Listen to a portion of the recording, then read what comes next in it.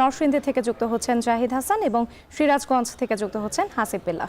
প্রথমে যাচ্ছি জাহিদের কাছে। জাহিদ, আপনার কাছে জানতে চাই একদম শেষ সময়ের ভোটের প্রস্তুতি এবং মাঠের পরিস্থিতি আসলে কেমন দেখছেন? রাত্রি নরসিংদীর ৬টি উপজেলায় ৫টি সংসদীয় আসনের যে ভোটের প্রস্তুতি সেটি শেষ হয়েছে। এই সকাল থেকেই যারা ভোটের দায়িত্বে রয়েছেন, প্রিজাইডিং কর্মকর্তা থেকে শুরু করে অন্যান্য যারা সংশ্লিষ্ট রয়েছেন, তারা সবাই উপজেলা পরিষদের কার্যালয় থেকে এখানে ভোটের যে জিনিসপত্রগুলো, মালামালগুলো রয়েছে, যেগুলো তাদের ভোট গ্রহণের জন্য লাগবে, ভোট গণনার জন্য এবং ফলাফল ঘোষণার জন্য কেন্দ্র থেকে সব কিছু নিয়ে এসে তারা এখন কেন্দ্রে অবস্থান করছেন এবং তাদের সঙ্গে যে তাদের জিনিসপত্র সহ সব কিছু তারা নিয়ে এসে, এটা শিবপুর উপজেলা নরসিংদীর, এটি নরসিংদীর ৩ আসন। এখানে ৮ জন প্রার্থী রয়েছেন। বিএনপি, জামায়াত, জাতীয় পার্টি, জাকের পার্টি, স্বতন্ত্র একজন প্রার্থী রয়েছেন, এরকম ৮ জন প্রার্থী রয়েছেন। এই আসনে ভোট রয়েছে 2,84,000 এবং এই 2,84,000 ভোটারদের একটি উপজেলা নিয়ে এই আসনটি গঠিত।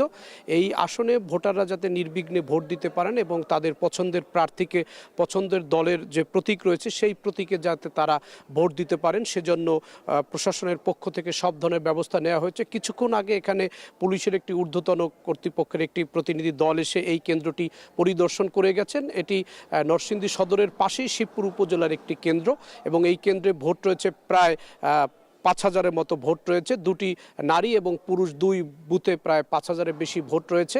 এই কেন্দ্রে যাতে ভোট দিতে কোনো ধরনের সমস্যা না হয় সে ধরনের যেই প্রস্তুতিগুলো নেওয়া দরকার, পূর্ব প্রস্তুতি সব কিছু তারা নিচ্ছেন এবং ভোটের সাথে যারা সংশ্লিষ্ট রয়েছেন, প্রিজাইডিং কর্মকর্তা, পুলিং অফিসার, এরপরে আনসার বিডিপির যে সদস্যগুলো রয়েছেন, পুলিশের যারা দায়িত্বে রয়েছেন, তারাও কেন্দ্রে অবস্থান করছেন। এই সংশ্লিষ্ট সবার উপস্থিতিতেই যে নির্বাচনের যে শেষ সময়ের যে প্রস্তুতি থাকে সেই প্রস্তুতি তারা সম্পন্ন করেছেন। এখন শুধু তারা ভোট যে আনুষ্ঠানিকভাবে শুরু হবে সেটার জন্য যেই আনুষ্ঠানিকতা, যে সময় দরকার, তার জন্য তারা অপেক্ষা করছেন। আগামীকাল সকাল থেকেই সেই ভোট গ্রহণ শুরু হবে। এর আগে তাদের যেই প্রস্তুতি, প্রশাসনের সেই প্রস্তুতি একদম শেষের দিকে কেন্দ্রে কেন্দ্রে ব্যালট বাক্স থেকে শুরু করে সব কিছু কেন্দ্রে পৌঁছানো হয়েছে এবং সংশ্লিষ্ট যারা রয়েছেন এই ভোটের সঙ্গে তারাও কেন্দ্রে উপস্থিত রয়েছেন এবং নিরাপত্তার যে বিষয়টি, আইনশৃঙ্খলা বাহিনীর যে তৎপরতা, সেটিও চোখে পড়ার মতো রয়েছে নরসিংদীতে। রাত্রি নরসিংদীর ভোটার প্রস্তুতির খবর জানাচ্ছিলেন জাহিদ হাসান। এবার একটু সিরাজগঞ্জে যেতে চাই হাসিব বিল্লার কাছে। হাসিব, আপনার কাছে জানতে চাই সিরাজগঞ্জের 6টি আসনের ভোটের সরঞ্জামাদি কেন্দ্রে কেন্দ্রে পাঠানো হচ্ছে এবং একেবারে শেষ সময়ের প্রস্তুতি নিয়ে প্রশাসনের প্রস্তুতি ও নিরাপত্তা কেমন দেখতে পাচ্ছেন?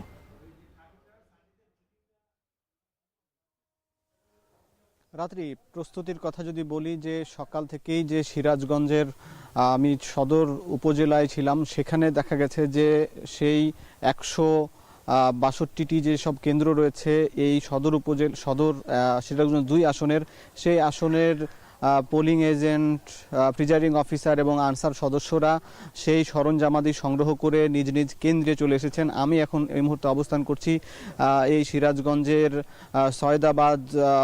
সয়দাবাদ ইউনিয়নের বড় শিমুল পঞ্চম সেনা সরকারি প্রাথমিক বিদ্যালয়ে এবং এই বিদ্যালয়ে কিছুক্ষণ আগে এই সরঞ্জামাদি নিয়ে পৌঁছেছেন এবং তারা মূলত সেই কক্ষগুলো নির্বাচন করেছেন, পরিদর্শন করেছেন এবং যেখানে ভোট গণনা হবে সেই জায়গাগুলো সার্বিক প্রস্তুতি নিচ্ছেন। এবং আমি যে স্কুল মাঠটিতে অবস্থান করছি ঠিক তার চারপাশে কিন্তু বাঁশের বেড়া দিয়ে ঘেরা হবে, সেই প্রস্তুতিও কিন্তু নেওয়া হচ্ছে।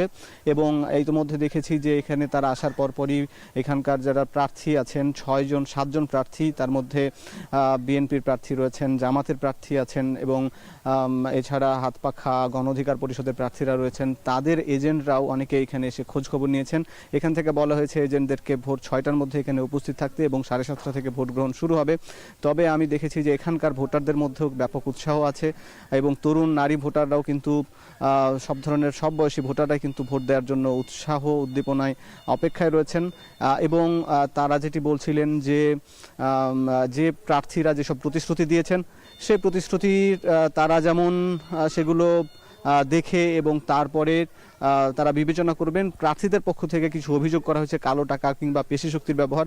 তবে সবকিছু মিলে দেখা যাচ্ছে যে প্রশাসনের কিন্তু বাড়তি নজরদারি রয়েছে, কোনো ধরনের বিশৃঙ্খলা যেন না হয়। এই ছিল রাত্রি। সিরাজগঞ্জ এবং